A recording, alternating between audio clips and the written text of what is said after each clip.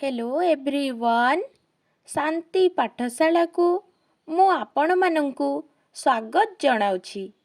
आजिकार एक नूतन वीडियो रे आमे आलोचना करिबा एक सुंदर विषय वस्तु बिजू पट्टनायक जयंती उपलक्षे एक सुंदर एवं हृदयस्पर्शी भाषण। भिडियोटी आरंभ करिबा पूर्वरु चैनल को सब्सक्राइब कर दियंतु। चलंतु आरंभ करिबा।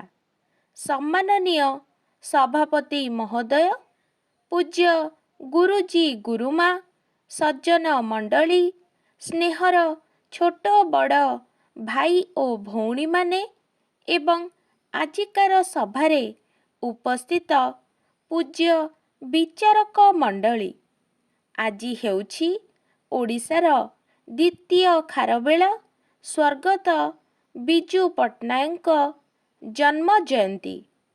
एही अवसर रे मोते किछि कहिबार सुजोग मिलिथिबारु मु निजको धन्य मने करूअछि।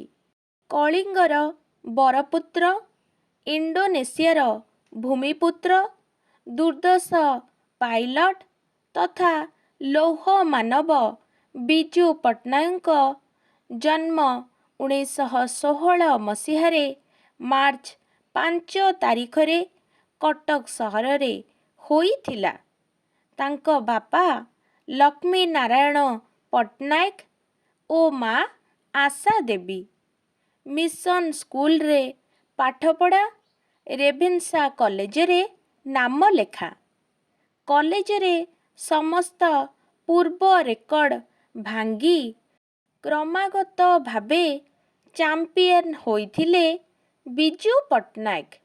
से दिन बालीजात्रा पड़ियारे आकाशरे उड़ुथुबा उड़ाजाहाज देखी भविष्यतरे जिए पायलट हेबा कथा कल्पना करिथिले प्रकृतरे से पायलट होइथिले। सेतेबेले इंडोनेशिया डच कबଳରେ थिला। राष्ट्रपति सुकर्णो, प्रधानमंत्री हरिहर, उपराष्ट्रपति मोहम्मद हट्टा बंदीशालारे रहिथिले। पंडित जवाहरलाल नेहरूंक परामर्श क्रमे बिजुबाबू डाकोटा विमान नेई इंडोनेशियार राजधानी जाकर्त्तारे पहुंची गले। सुदक्ष पायलट बिजुबाबू सेमानंकु उद्धार करी दिल्ली नेई आसीथिले। भारत साहाଯ୍ୟରେ इंडोनेशिया स्वाधीनता लाभ कला। से देशर स्वाधीनता प्राप्ति दलिल रे राष्ट्रपति सुकर्णो दस्तखत कले।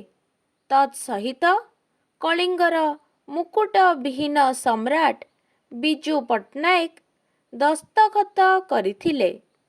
देश स्वाधीनता परे 1947, 1952, 1957, 1961, 1971, 1977, 1980, 1982 एवं 1990 मसीहारे क्रमागत अंकुशहीन भावे बिजुबाबू विधानसभा तथा लोकसभा को निर्वाचित होइथिले।